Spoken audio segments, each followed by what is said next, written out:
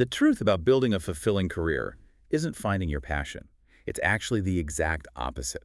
Today, we are uncovering a hidden secret that frees you from the suffocating pressure of finding your purpose. It really is a total paradigm shift. In the next 20 minutes, you are going to learn why everything society taught you about following your dreams is a trap, and the exact three-step formula to build a career you actually love. Because, we've all been given the wrong map here.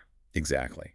So today, we're doing a deep dive into some really incredible source material, specifically notes and research from a highly anticipated upcoming book titled The Passion Trap. It's such a necessary concept right now. It really is. And the mission of this deep dive is to completely deconstruct this, dangerous myth of passion hunting and to give you a concrete roadmap to becoming undeniably useful. Right, transitioning from dreaming to actually doing. Let's start with the first point, the setup, and why we've all been falling for a massive lie. Well, the narrative is everywhere, right? Follow your dreams, do what you love, and you'll never work a day in your life. Which sounds amazing. We naturally crave instant gratification. Of course we do. We desperately want our jobs to feel like play. We want to skip the awkward beginner phase and just arrive at the joy. Right, but the hardcore pursuit of passion usually leads to being, broke, chronically stressed, and hating the very hobby we try to turn into a job. It's the ultimate irony. Imagine the sweet, warm smell of baking your favorite cake for fun on a Sunday. Just taking your time, experimenting. Exactly, sunlight streaming in. But now, imagine being locked in a sweltering 100-degree kitchen, forced to bake 500 of those exact same cakes before dawn just to pay rent. Yeah, that changes the vibe completely. Right. The sweet smell of vanilla instantly turns nauseating. Okay, let's unpack this. If we naturally love doing something, shouldn't doing it every day feel amazing?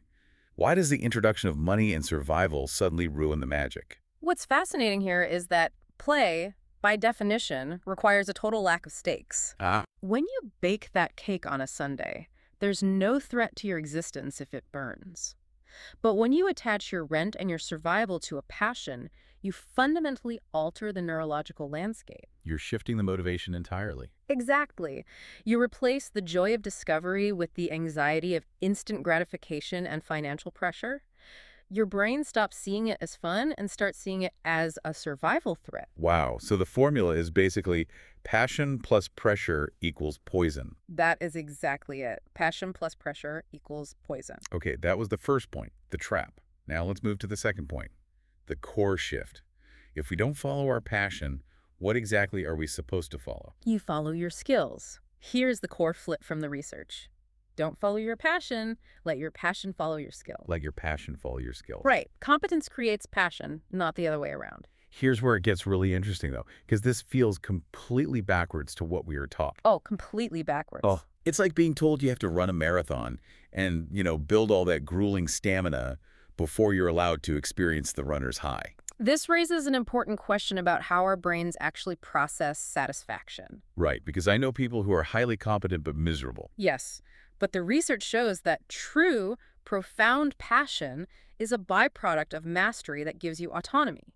When you become exceptionally skilled at something, the friction disappears. Okay, the friction goes away. Yeah, and the satisfaction of doing it incredibly well and having control over how you do it, that is what actually ignites the passion. That makes a lot of sense. Think about the physical sensation of learning to play the guitar. Oh, man, it's agonizing at first. Exactly. Your fingertips are raw and bleeding, the strings buzz, it sounds awful. There's absolutely no passion there. Just frustration. But once you stick with it, muscle memory takes over. Your fingers just glide effortlessly and the music flows. The confidence is what sparks the fire. Precisely. Skills first, spark second.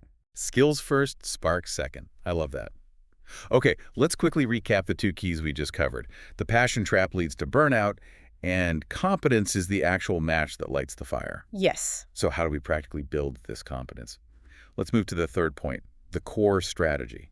The source material lays out a three-part framework for something called skill stacking. Skill stacking. Okay. It breaks down into your mindset, your environment, and your social circles.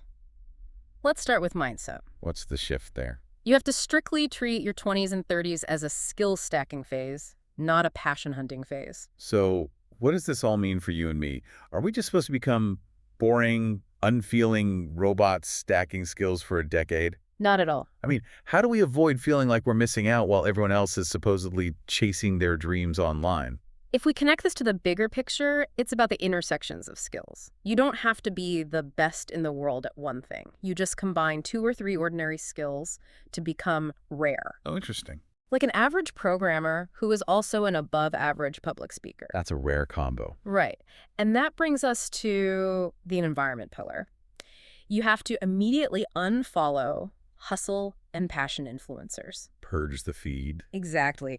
Curate a feed entirely of pure skill builders because the hustle influencers are just selling an empty emotional high. It's so true. I look at your social media feed like a physical diet.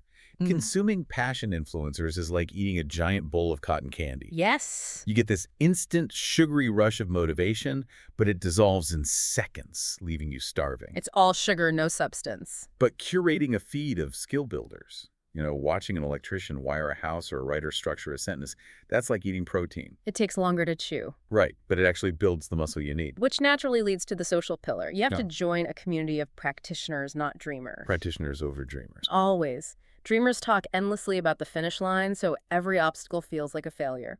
Practitioners are in the dirt studying the mechanics of the race. They normalize the struggle. Exactly. When your fingers bleed playing guitar, dreamers say you lack passion. Practitioners say, yep, that's step 1, keep going. So the rule is practitioners over dreamers. Okay, we've covered the trap, the shift, and the strategy. Now, let's move to the final piece, the payoff. What actually happens when you get this right? Ultimately, the meaning of life isn't found in a job title. Okay. It is found in becoming undeniably useful to others. Undeniably useful. That's powerful. It is, because if your big direction is wrong, no productivity hack will save you. By the way, this is exactly why the author created a skill stacking course to help people find this true direction. How does a direction relate to all our productivity hacks, though? Imagine driving a high-end sports car. You've got the best, most finely tuned engine in the world. That engine is my calendar, my email filters, my routines. Right, that's your efficiency. But if you have the steering wheel cranked the completely wrong way, oh, wow. you are just accelerating into a brick wall faster. That hits so hard. We are so obsessed with shaving 5 minutes off an email workflow, but we entirely ignore that we might be spending years efficiently climbing the completely wrong mountain. It's a terrifying thought, honestly. It really is. So the takeaway here is direction over efficiency. Usefulness over titles. Precisely. If you are undeniably useful, the passion finds you. This has completely changed how I look at my career. Me too. And I want to leave everyone listening with a lingering question to explore on your own. Let's hear it. If competence truly creates passion, ask yourself, what is a mundane, seemingly boring skill you possess right now that if you entirely mastered it to the point of undeniable usefulness, could unexpectedly become the greatest passion of your life? That is an amazing question to chew on. Thank you for diving into this with us. Stop hunting for the spark and start stacking those skills immediately. You've made it this far, so why stop now? There are 2 videos on your screen right now that are perfect for you. Just pick the one that looks most interesting and let's dive back in.